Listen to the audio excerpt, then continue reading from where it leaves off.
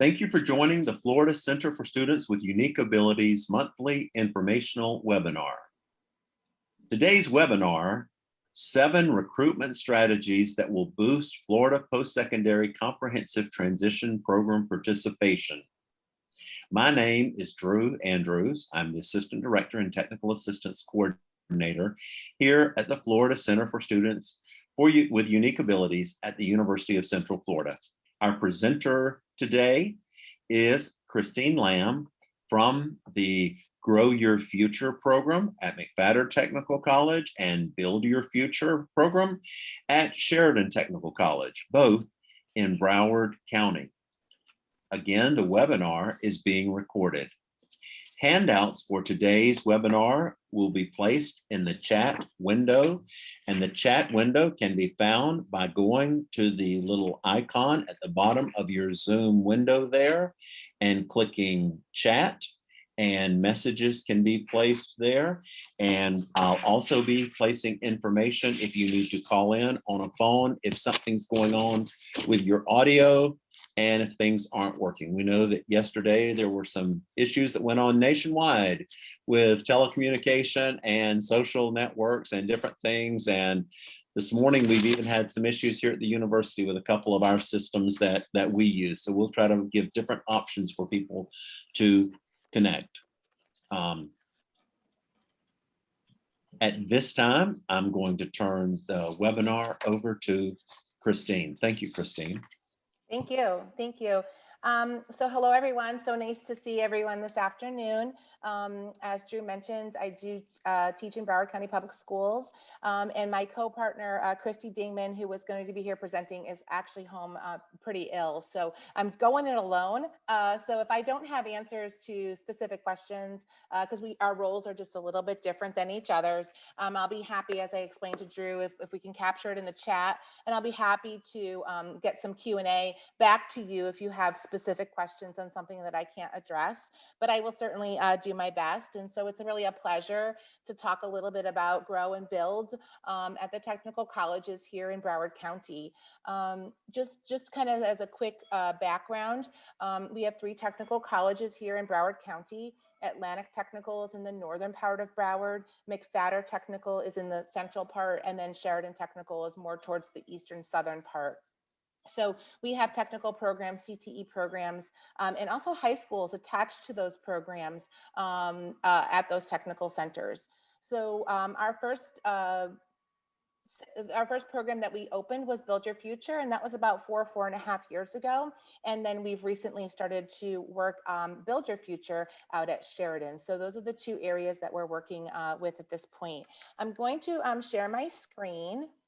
But I just wanted to very quickly, if we have a moment, if you could just let me know, open up your mic, let me know which counties you guys are from and what programs you're at, just so I have a little idea of the audience that we have here this afternoon, if that's possible.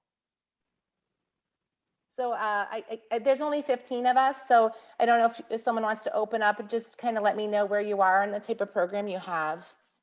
Sure, I'll be glad to. Thank you. My name is Joanne Pagano, and I'm with Indian River State College.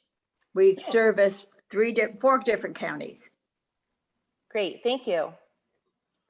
Hi, Christine. My name's Kelly Carney, and I'm here with FA's Academy for Community Inclusion, and I see that there's a bunch of us from ACI here. Wonderful, thank you. Hi, I'm Judith Husband. I'm at Lively Technical Center in Tallahassee, Florida. Nice. Okay, great.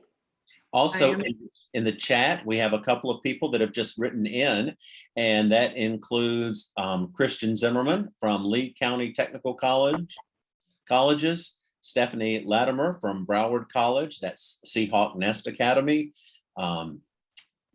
Danny Roberts-Dom from the University of South Florida, St. Petersburg campus and the UMatter, and then Diana and Vaya Reistra. I'm hoping I did pretty good on that, Diana, from the FAU Academy for Community Inclusion, or some folks that wrote in on the chat. Thank you. Anyone else not get an opportunity to share? Yeah, I was indicating, I'm Dana Lindsay with Santa Fe College. Great.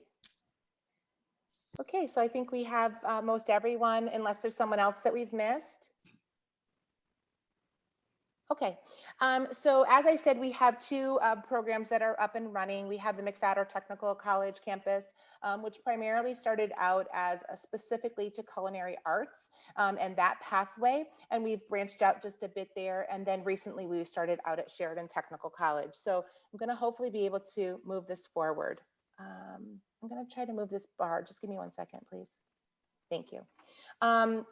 Again, here are the locations that we do offer the programming. We're offering the professional culinary arts and hospitality certification, as well as the automotive collision technology technician out at the Grow Your Future program at the McFatter campus. And at Build Your Future, we're starting out with the professional culinary arts and hospitality with the hopes that we're going to increase our offerings out there as well. So both locations will consider additional CTE electives if a student comes in and has a desire. We started with professional culinary arts and hospitality due to the high demand, and we'll see it in another slide, the high demand of hotel and hospitality down here in Broward County. So that was the reason we focused in and targeted it on that one at first.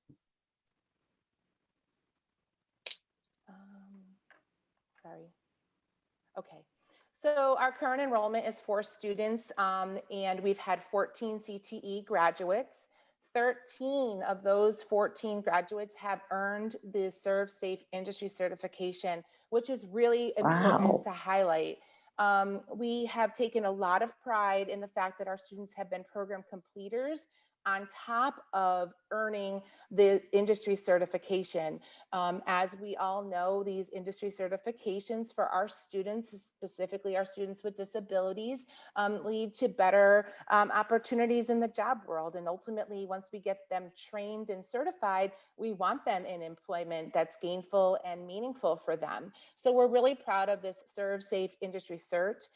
This is focused on the McFatter campus, in which the teacher there has become an expert on Serve Safe and provides a lot of support to students off class time in working towards earning that industry certification.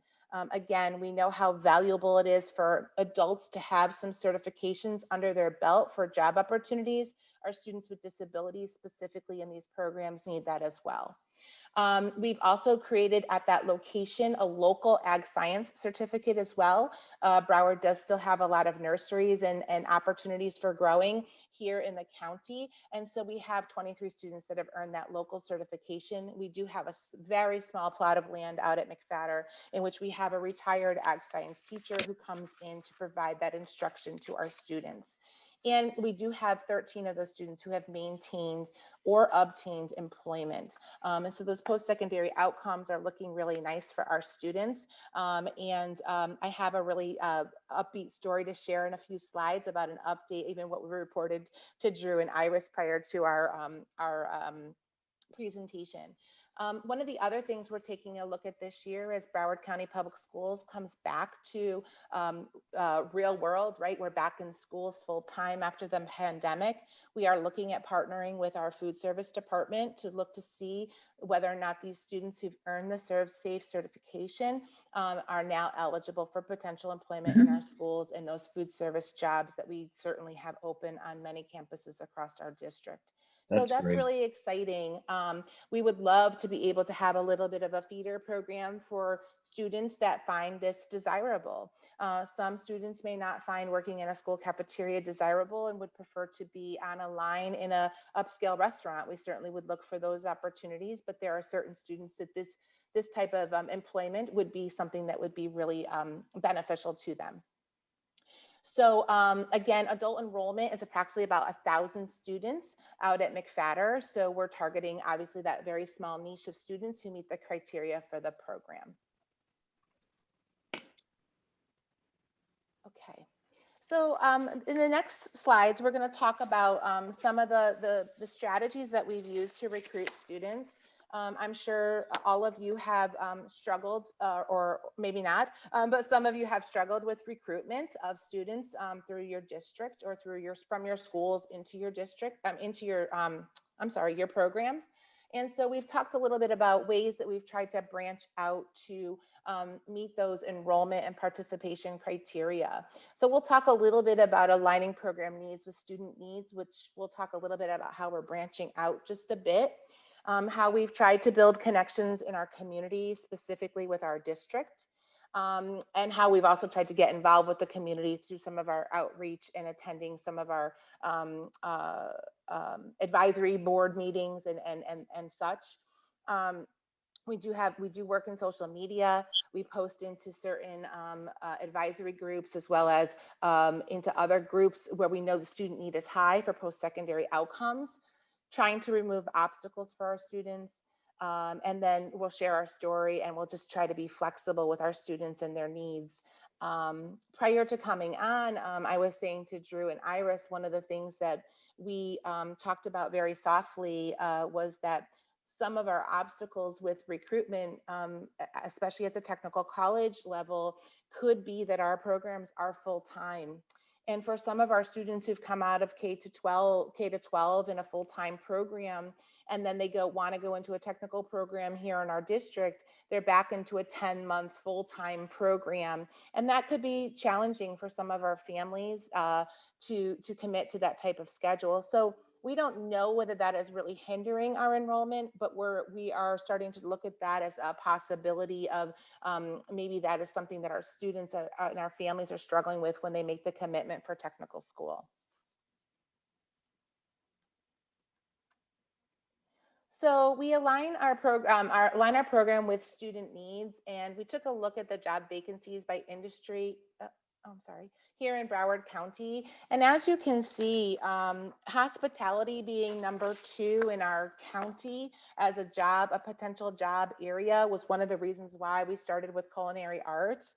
And then you can see that trades, transportation, and utility runs a close second, if you will. So to hospitality. And so those 2 areas at McFatter, we actually have programming in both. We have the food and the hospitality section, but we also then have this auto collision section as well. So we know that those are in-demand jobs here in Broward County, in which students should be able to, once earning certification, locate gainful employment and find a career for them, because ultimately all of this training and these certifications need to lead to careers. And we want our students to be finding that niche for themselves and being productive members and you know, putting into practice all that they've learned here at our programs.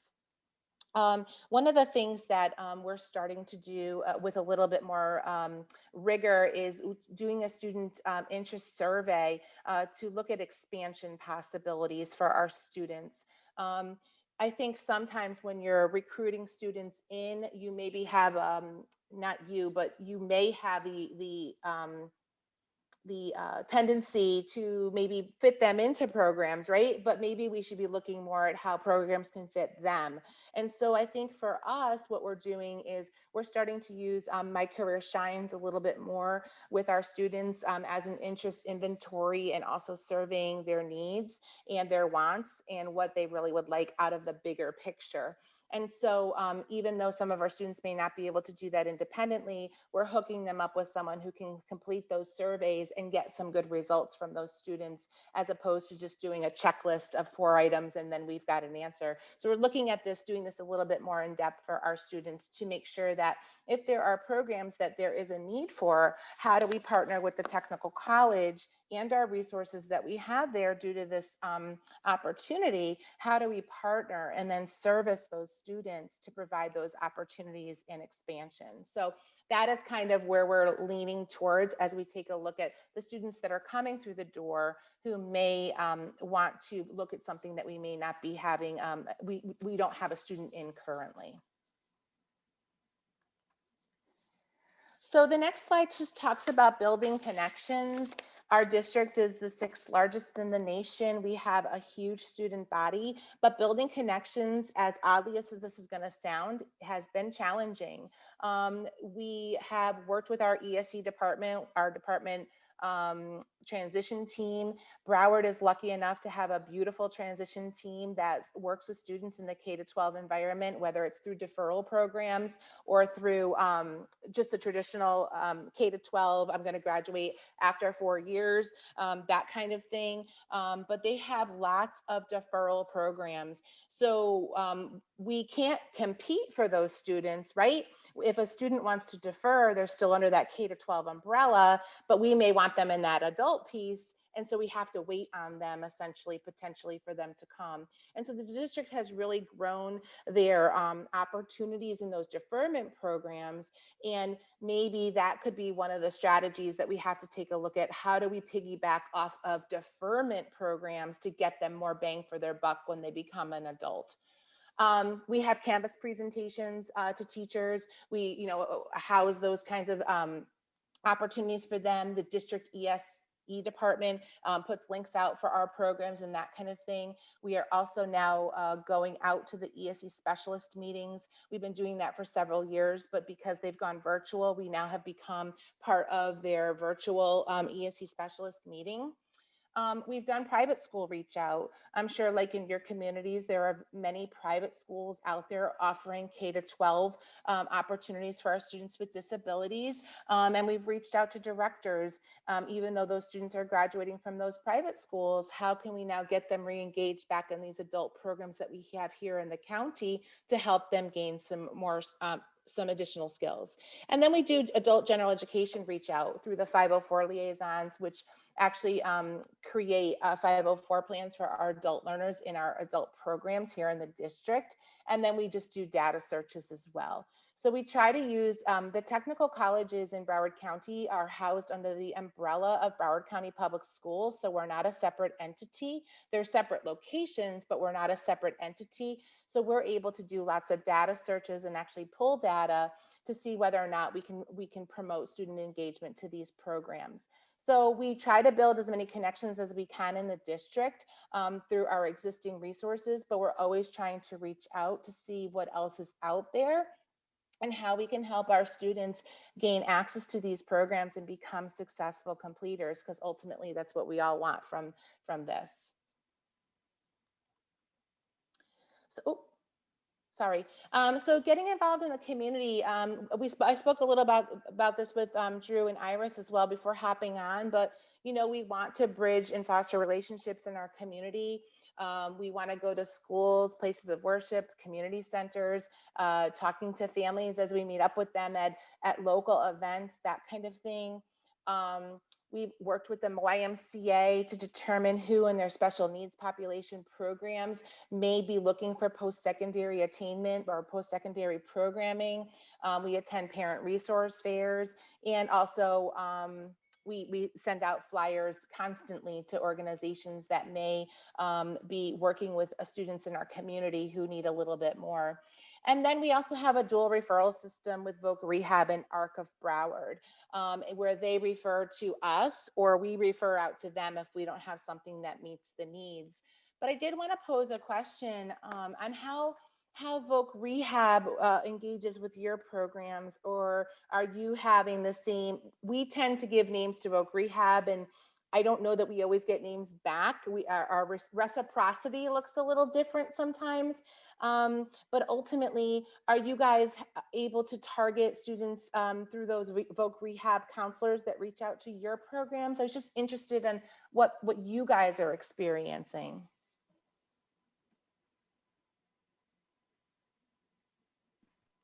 Feel free to unmute your mic, For sure. and that is in the bottom of the Zoom window. You see a microphone there and a little red line through it. So Danny, I see that you've got your hand raised.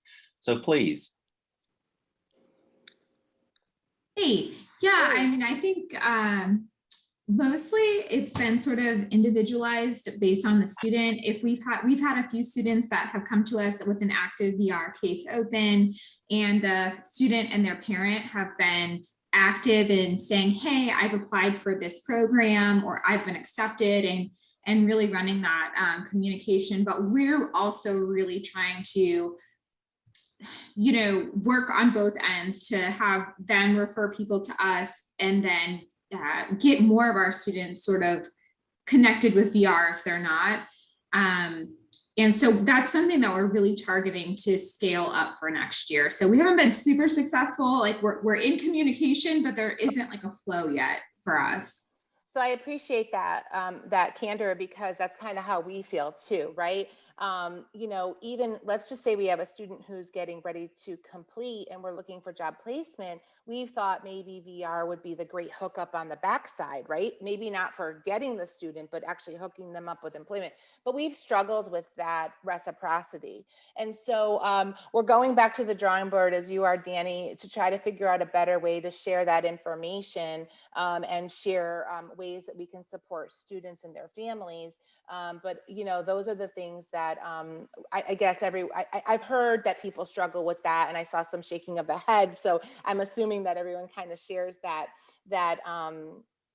participation issue, right? Or that reciprocity, I guess.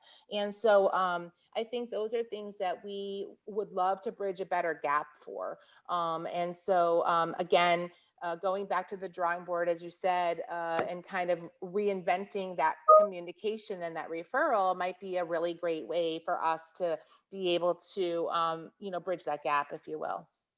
Yeah, and I just wanted to add, I totally agree. And I've been encouraged that I've gotten a few VR providers or VR vendors that are like evaluators that have asked for more information about the programs and or my program, and they're not even really close by. They're like in our Tampa, St. Pete area, but they're like, we're getting, you know, more interest in this globally. We want to know a little bit more about your program. And so that was cool. I'm like, that's awesome.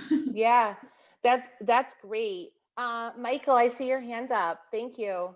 Yeah, we at FAU, folk rehab has not been a central player in recruitment, but we've had a few students recruited or recommended to us directly. But we've also found that VR counselors are sometimes working behind the scenes more than we know because they're behind the scenes. Sure. But they're prompting some of the teachers that they're familiar with, or sometimes an organization that they're familiar with.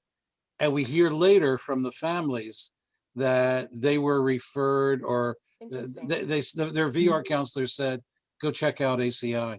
So I think we might be overlooking, and even if it's just a 2 or 3 students a year, that could be the right 2 or 3 students. So we might all be overlooking the VR connection behind the scenes a little bit, because I think we're all expecting it to be more explicit. Michael, I appreciate that, because you're right, that could be happening and we wouldn't know it, right? And so I appreciate you bringing that kind of around on the backside. So thank you. Iris, I think you put your hand up.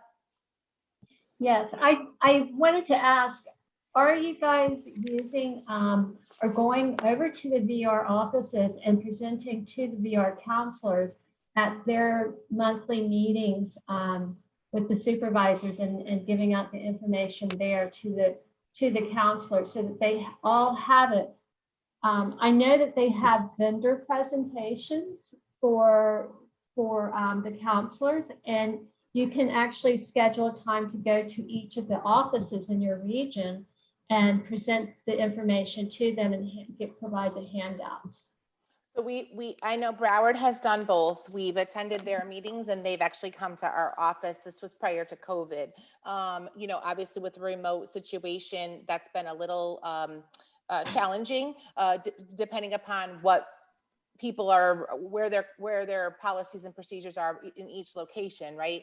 But prior to that, that's how we were doing it, Iris. So I thank you for that. Yeah, I think that's Christian, wonderful. yeah, I think Christian has his hand up as well. Yeah, hi. So I mainly use VR as a backloader. One of the issues that we've really run into here in Lee County has been the secondary school's hesitancy to code students as ID. So a lot of times we'll get SLD coding, we'll go OHD, and we get them in the classroom, we start talking to them, we're like, there's something else here. But because of the hesitancy of the public school system to code them with that ID, we use VR for their psych eval, and then use that to get the student into the program with that ID designation. Because without it, there's not much we can do. Right, right. That's really great, Christian. It's a really great suggestion, especially for some of our students who may be ASD with a little bit more, right? That's a great suggestion. Michael, did you have your hand back up, or did you want to give more? I don't know. Thanks. Okay, I didn't want to ignore you. I thank you for that. I appreciate the feedback and kind of talking it through. I think it's really good to collaborate as a whole group, because I think a lot of us are probably having similar thoughts sometimes, right? And it's just nice to hear from others that there may be other workarounds that we haven't been attempting. So thank you for that. Our social media marketing. Our social media marketing, you know, we are have a presence on Facebook and Instagram and Twitter. It's been really great for us to be able to answer questions in live time, even from some parents who post out into ESE advisory. That is a really large group of parents that we have here in Broward County. I'm sure statewide it is. And then the subcommittees underneath, whether it's the Down Syndrome Committee or the EBD Committee. I mean, there's other committees that are formed off of the ESE advisory. So we try to engage those students and those families. If I see a post that is talking about, hey, what am I going to do with my adult learner? You know, he really would like to do this. I always just make a private message, send an email out, put our flyer out, put our business card out, and we do that on a regular basis. I was also saying, this doesn't really have anything to do with social media, but I was saying to Drew and Iris before we hopped on that I'm lucky enough to be an adjunct for Broward College. And to be honest, I teach in the teacher education program for students who are becoming exceptional student educators. And I even give a little plug in my class, and I teach transition planning, which is one of the courses they need to take. And I've actually adapted an assignment where they're actually going on to Think College and doing some research and taking a look at some of those awesome programs that are out there nationwide, not just here in Florida. So I just wanted to kind of put that out there. I think every chance I get, we try to promote from within, and then also as in our communities through the social media and other ways that we engage with people who may be looking for programming for their children, their siblings, their cousins, their friends' kids, that kind of stuff. So we really try to keep that social media marketing in the forefront. So one of the things that to keep the participation up, like we grab the students and we have them, how do we keep them with us, right? We've morphed over to an electronic application to take away some of those barriers for students who couldn't get here during the pandemic, but maybe now need to do the electronic application. And we're lucky enough out at McFatter, and Build will be mimicking it very soon, but we have the support tutoring. And one of the really nice opportunities is that teacher that's out at McFatter has actually become a content expert in both areas that she's servicing the students with. And so it's been great, because what we're finding, especially now that we're back on campus, what we're finding is we have gen ed students in the program hopping back to our Grow classroom to receive some tips and tricks on the certification exams with the teacher and our students. And so the reverse, well, it's not reverse, the inclusion is happening naturally, because Doris has pushed, the teacher has pushed in, and the students, all students know her. And now we have this group of peeps who are coming back to work on some content related to the exams, and they're people who our students would not have crossed paths with unless Doris was in there doing the push in, and then they're coming back to her classroom and getting some tips and tricks to pass those certification exams. So it's been kind of nice. So we have these adult learners who are engaging with our students in this very natural format, and it's been really nice to see. One of the other things that we did to remove some obstacles and to continue to allow our students to get some constructive feedback is students have been videotaping their activities. Like, let's say they're working on dicing.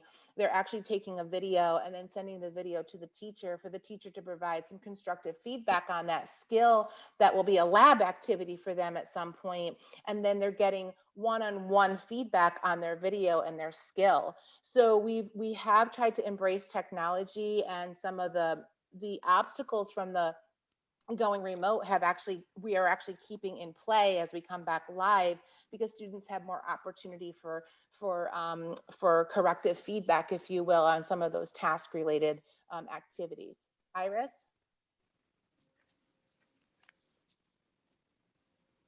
Iris, you're muted. Yeah, sorry about that. You mentioned earlier when we were talking before the webinar about the transportation and the difficulty with transportation, but you have come up with some resolutions there. Can you discuss that a little bit? Yeah, so some of the issues, again, and I'm sure everyone has the same issues.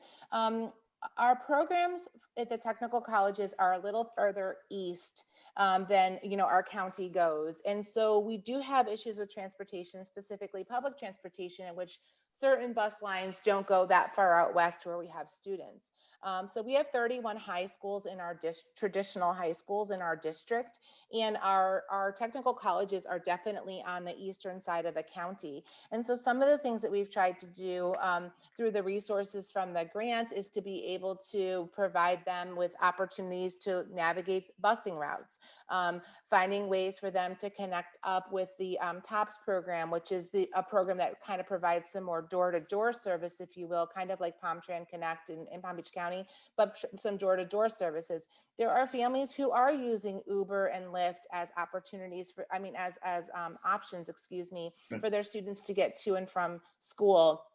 And so our technical programs start pretty early in the morning, that 7 o'clock, 7:30 start time, and between 1 and 2. And so if we have moms and dads who are working and our students are not driving, those are natural obstacles for our students to just access the programs, because they run full time 5 days a week. So we've tried really hard to navigate that. The teacher out at McFatter does do some light travel training. It's not formal travel training, but does some light travel training with the students because they happen to be on a bus line, and which provides a lot of access in those areas. So they may take an off-campus day to go over to Publix, which Publix is a bad example because it's walkable, but to another location so that the students can get the feel, even taking the transportation that is just like a Davie town transportation as opposed to Broward County Transit. So we've tried really hard to work on those skills for those students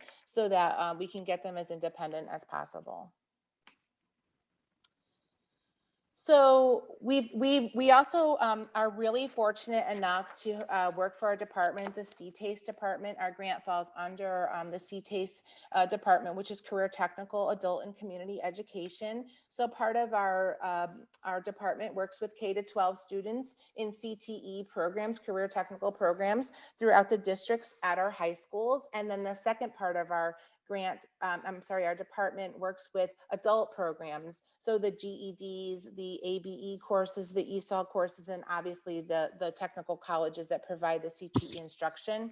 And we send out quarterly newsletters from our district through the district push out. And we always feature a grow and or build highlight. Sometimes it's just a student who's done something great, a big shout out. Other times it's a programmatic kind of shout out. But we try to tell the stories of the students. The center has been amazing at promoting the programs that are out there, because we've appeared on a couple of the photos that have kind of been on the banner, if you will, of the homepage. So anytime we can share our good stuff about our students and their accomplishments, I think is a great opportunity for us to kind of showcase all the hard work that I know these programs are doing throughout the state. So thank you to the center for highlighting those things, because you guys really do a nice job of promoting all the hard work that's going on out there in the state for these students. So we appreciate that. This is Nahir. She is one of our successful completers, and she did earn her Serve Safe. We take a picture with that Serve Safe the moment the thing prints. I mean, that is the highlight of the day. It's always celebrated when a student does pass that serve safe and gets the actual certificate. She was a student that we wanted to potentially target in a food service position in our schools, and she did not want to do that. She wanted to be a cake decorator. And so she has done, our program has done some additional training, and just last week was hired at Publix in the bakery department doing her cake decoration, which was her ultimate, that was her ultimate job, ultimate dream. And so this was kind of a quick update on something that Christi had put together several weeks ago. And we're so excited for her to begin the process of full-time employment, doing what it is she loves, and having the strategies, the tools, the certification to be able to make a meaningful career out of what it is she wanted to do. So super exciting.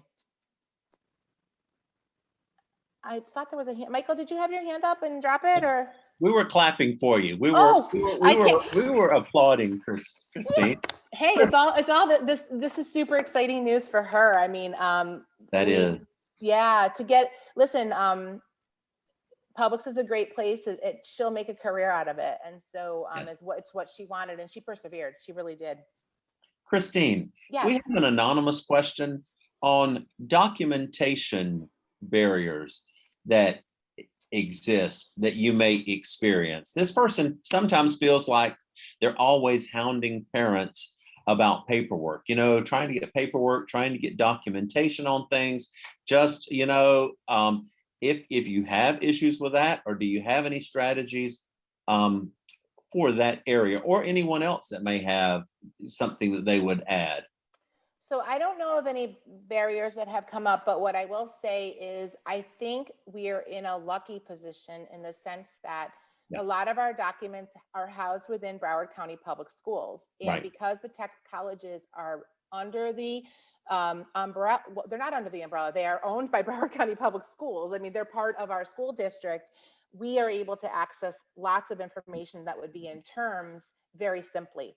And so maybe we don't have those same barriers that others may have if in fact they're a separate entity. Like, for example, if Broward College wanted some of our records, we'd have to have the release and all that other stuff, right? So we may not have those same types of barriers, but again, I think it probably comes back to, and forgive me, I don't remember who brought it up about the backside with the Voc Rehab, right? Being able to connect up, get those documents and the psychologicals done, and then actually get those documents back to us so that we can then make a viable case for enrollment. That was Christian. That was Christian Zimmerman. Yeah, thank you, Christian. At Lee County Sorry. Technical Yeah, College. I couldn't remember. Yes. So I don't know that does not appear we're struggling with that, but I think it's maybe because our program, our schools are wrapped into our tech colleges and vice versa. And I think maybe Christian, do you have something to add? Yeah, the only thing I was going to add is I have run into some of those issues. We have a records department, an ESE records department at our district. So whenever I've had a student who I can't find an IEP, I can't find an eval, I email our records department. And then if the student's out of district, they'll actually email or they'll contact that district. We just got one from Maine. We have a student whose parents are moving her down here so she can enroll in our program from Maine. And we actually, yeah, I know. Our records department sent an email to her district. I think she's up in Falmouth. And we had her IEP in less than 24 hours. That's great. Wow. That's a great suggestion, Christian. It's kind of like going back to the old, if you're the ESE specialist at your district and all of a sudden a kid pops in and you got to get them an IEP in a moment's notice, kind of like what we used to do, but that's great that you're able to do that for post-secondary. So great, thank you. I hope that helped the person with the question. We have another anonymous question. That Oh gosh, okay. Are you looking at adapting time of classes instead of early morning, perhaps evening classes? Well, we have considered all options. Anyone who works for the technical colleges in the state knows that they're tied to X amount of hours, and it's a very strict policy. Yeah. And so We have had students who maybe wanted to take a night and evening slower paced course that's Yes. not off of the table, more of a part-time, if you will, learning in that program. But because we've structured both Grow and Build to be technical college programs, with the end result being the actual completion of the program, the CTE program, I think that could actually be a barrier to our own recruitment. But ultimately, our program would not have the authority, if you will, to be able to modify that time in class standard, if that answers the question. Thank you. I don't know if, does that make sense? I think it really did. Mhm. Okay. And So- most technical college, I think, have a pretty early schedule. You know, they get going. For sure. So we actually softly talked about it earlier this summer that this may be our barrier to enrollment. Like they hadn't even occurred to us until we started to really talk about it on the backside. So, right. The next one is just be flexible, right? We are really of the mindset that we will do whatever we can to get a student enrolled, to meet their needs, to get them what they want to do, even if we don't have it in place yet. And so we really have been flexible. We've looked for solutions when we faced obstacles. Maybe a student needed to repeat a section every, let's just say their course ended in 8 weeks and they moved on to the next discipline and they really needed more time. We've looked at course do-overs and those kinds of things to make sure that the skill set was there for them to move on to the next component. So we are willing to do all of those things because we feel strongly with Grow and Build that they're coming out with that certification, and then also they're getting the industry cert on top of it all. So the tools that they have are just a little bit more powerful when looking for employment as they look at the post-secondary options once they complete. I think Christi just noted on here too, the cumbersome paperwork. So kind of back to the anonymous question, trying to go electronic, trying to use the resources that we have, trying to help parents learn how to scan off of their iPhone. If you don't know, you can scan a document right from your iPhone notes section.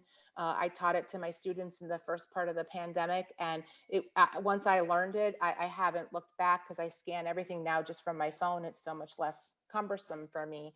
And so teaching those students to use those tricks, and even those moms and dads to use those tricks to get those documents to you, may be helpful as well. And just trying to create an inclusive network, right? Trying to be inclusive of all. Some agencies have a different focus than maybe we have. And so trying to bridge that gap and find common ground is always super important for us. And their outcomes look different than what our outcomes are going to look like. And so just knowing that and always looking for new interest areas for our students as well. And just here's some of our Grow students. We have that small little plot of land. As I said, this is the little garden area that they have. This is how they practice the skill. This is actually in our lab, not in our culinary classroom, where they actually practice skills. And like sometimes we'll hop in and they'll have a plate prepared and that kind of stuff. They're just working on a specific skill set with the teacher. She does a lot of meaning the teacher in Grow, does a lot of reteach and gives opportunity for practice at the classroom, which is really important for our students. And again, the students, these are some of our first group of students who earn their Serve Safe, like all at the same time. So it was pretty exciting to see them all earn and kind of be ready to go. And then lastly, just this is the flyer we have to promote the Grow Your Future program. Again, this is the one that's out at McFatter. And then we've recently started to go full on recruiting for Build Your Future, which is the one that's going to be out at Sheridan. So we're working on securing enrollment for those students in the southern part of the county and looking for opportunities for them in our Build program. So I feel like I chatted a lot and tried to give you as much information as I could. But we're excited for what's to come. We're happy our students are back on campus, and we're hoping to look at enrollment as we move into the spring semester, and certainly putting all of these recruitment strategies into practice and providing opportunities for students to stay engaged and get engaged in our programs. Thank you so much, Christine. We really appreciate all that you've shared today. And so we have a few minutes. So questions that folks may have, feel free to either raise your hand or unmute yourself. Or Joanne, suggestions. Joanne, go right ahead. Unmute yourself, Joanne. Joanne, you're muted. Christine, that was wonderful. I just wanted to say regarding transportation, I just got out of a meeting prior to this webinar with the transportation department here in Indian River County, because we have 4 different satellite campuses. Our main program is in Fort Pierce. Our satellite programs are in Okeechobee County, Martin County, and Indian River County. So we just started a small program for Project Stage in Indian River County, and we have 4 students there. But we're finding that these students need to transportation up to the main campus, and we were told that our Indian River County transit department could not do that. They have to stop at the county line. So I won't take no for an answer, because I've learned one thing. When you deal with counties, you have to follow the money. If you can follow the money trail, you can always find money to do something with your programs. So consequently, we were able to look at their budgets and see what they have and don't have. And now we're able to transport our students over the county line. Wow, which what a is great win. Yes. What a great for you, win for you Joanne. guys. That's excellent. So we're very happy about that. I think it will help our programs a lot and help our students learn more, because they can go from campus to campus. That's an amazing win for your students, but also for your program. And so Thank you. I applaud you for following the trail. And sometimes it leads to dead ends, right? And you have to keep following it further. Right. So kudos to you guys for being able to get that hurdle taken care of. Thank you. Yeah. Other questions someone may have?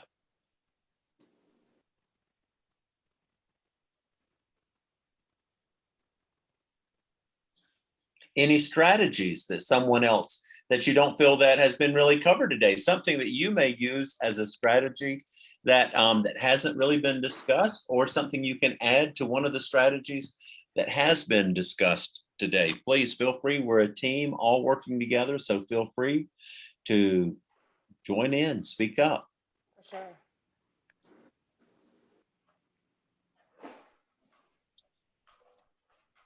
Joanne, do you have another? I do have another Sure. question. I'm new at this. That's Very fine. new at this. But Christine, how did you build your programs? What was the essence of building your program? Some of it, pardon the phrase, but building the plane while flying it, right? You're constantly looking for opportunities and avenues to increase and, opportunities for the students.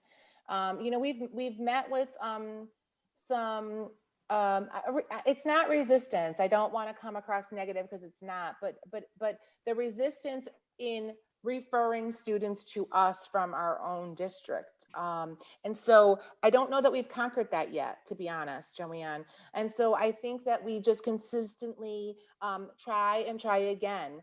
The nice thing about the McFatter program is that we had a teacher allocated, and we at the district level were working on some of the moving parts. The teacher could focus on our students and their engagement and their instruction and their support. Whereas from the district side, myself and Christi Dingman, and I think Gloria Bailey's on here, and Christy Bradford, my supervisor, and others, we were trying to focus on the bigger picture, which is the huge districts that we're in.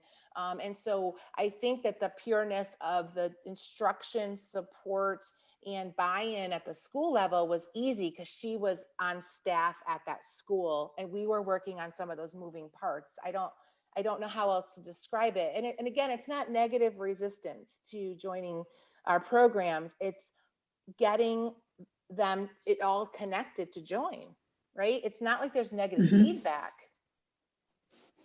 I don't know if that answered it. It does. I mean, I can see now that connection is essentially important. I think that's why Grow has been so incredibly successful, because we have a teacher allocated to that school and those teachers of those programs. And she's done a little bit of pushing And then the students pop in and out for additional support as needed. And then she's able to run some of those private sessions, if you will, to support the student learning. Thank you. Michael? I wonder if anybody has tried a, I've been wondering about this for a while. We've not formally tested it. Each one bring one kind of a strategy. Each one of our students has a bunch of friends Bring a friend. and people that they've gone to school with for years, or maybe folks that they've tried out social events, but we've never really gone to each one of our students and said, who do you think should come to the academy? Who do you think should come to college with you?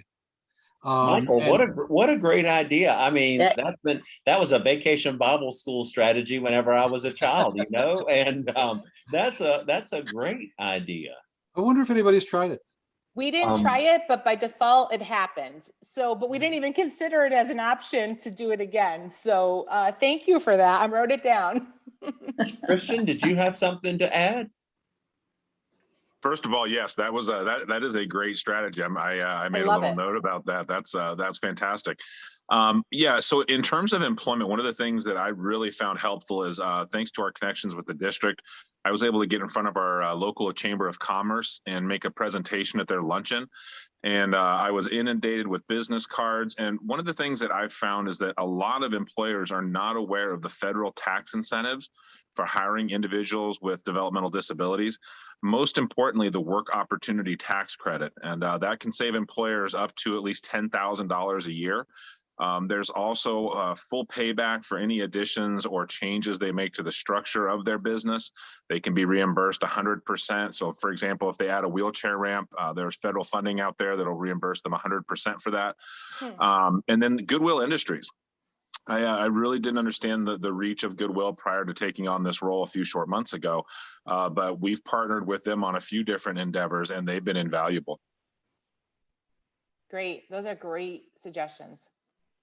Thank you. Others, we've got a lot of great participants on this call, and I know others with maybe great ideas. These are wonderful, wonderful suggestions. And Christine, thank you so much. What a wonderful presentation, and something we certainly want to look at, because hopefully as the pandemic decreases, hopefully to some extent, and we'll be back to prior COVID, way of work here soon, we'll really see our number of students, because we know there are lots of students with intellectual disabilities out there. And so through our college and career transition clubs, trying to get that information to high school students and to families, and through the presentations that we do, even through the pandemic, we just completed our end of the year report, and we did a lot of presenting last year to share the information, which to so many is still new information. To us, it's becoming a part of what we do, but to so many families, students, even teachers and school district folks, there's still people out there that have not heard, but it sounds like you're doing a great job of connecting with your district, Christine, to share all of that. So I want to remind everyone that the webinar has been recorded, and within a couple of days, it will be posted on our website, and you will receive a link to that recording, and you'll also receive an evaluation link. And please complete that evaluation, because we need that information to plan future webinars to make sure that we're meeting the need of all of our Florida Post-Secondary Comprehensive Transition programs. And thanks to everyone who joined in today and shared, what's going on and ideas that you have. That has really made this a very good webinar. So Iris, at this time, anything extra or additional that you would like to share? I do. I had a great idea, expanding on what Mike had said about the idea of inviting a student. What if there was a college day when students could bring a friend to follow them along in class? That's and great. classes and stuff. So, Yeah. you know, or have a college day where family, I know that you do an open house, but that's another recruitment strategy, but also doing the follow through for the students too. Kind of like, is it that job day thing that they do on Groundhog's Day? Maybe a college day. That's a nice idea. That's a And great again, idea. something that was mentioned, which was, we do try to use social media to promote all of our programs and share the wonderful work that you all do, the amazing success of all of the students that are in our FPCTPs. So please link to us, send us a link to any social media or announcements. At the beginning of the webinar, we were congratulating the University of South Florida on their over $1 million donation that their program received here recently, which is going to help them expand. And and as I said, there are lots of people out there with millions of dollars that they want to contribute. We've just got to find those folks and share the information with them for them to understand how important the work, and I know it's important to all of you, and I appreciate all of your very hard work and commitment to students with intellectual disabilities having successful lives because of the post-secondary programs. Congratulations on that donation. That's so Yeah. impressive. Thank you, Christine, for presenting today. This was fabulous. It was a great presentation. Thank you so And much. you're welcome. And I have posted in the chat the link for the evaluation and also a PDF copy of the PowerPoint presentation. When we do post this on the website and send it out to everyone, it will include the evaluation and the presentation. Thank you. Thanks, everyone. I hope you all have a wonderful afternoon and happy fall, y'all. Yeah, thank you. You guys enjoy.